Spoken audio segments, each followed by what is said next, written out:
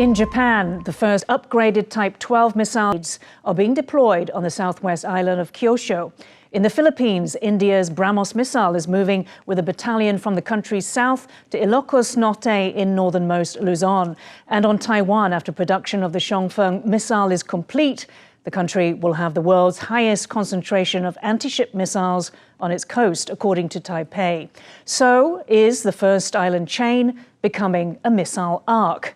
And why has China now resumed aerial incursions around Taiwan after suspending the flights the day before the US and Israel hit Iran? Before we get into the first island chain missile arc, let's quickly cover off the suspension of these Chinese incursions around Taiwan and their resumption now. What's behind it?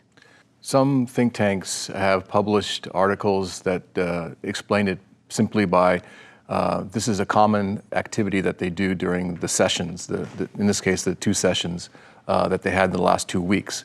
That's a good pattern. I would also note that Japan, in the PLA has ceased flying near Japan during the same period, relatively very low. So that could be a possibility. Also, Xi Jinping's meeting upcoming with President Trump. But I must be a little cynical and say that although these are patterns, they don't have to be persistent. In other words, China could use these as a deception mechanism to conduct an invasion. In other words, a plan to stand down its forces and then attack. So these are all things that people should consider and not just take it for granted that this is what they do every day. Very quickly, Gemon, there's some that also saying that it's actually about joint combat operations that the PLA is carrying out elsewhere, which would be more worrying for Taiwan.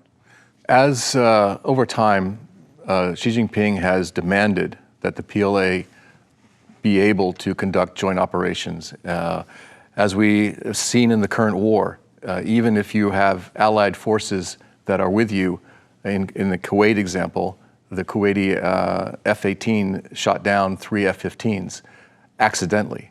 And so in joint operations, you really want to make sure that you are working together and you don't have fratricide, you don't shoot your own planes down, or you don't react to yourself.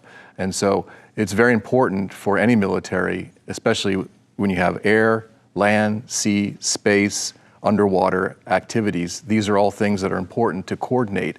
And if you don't, there's a lot of catastrophe potential.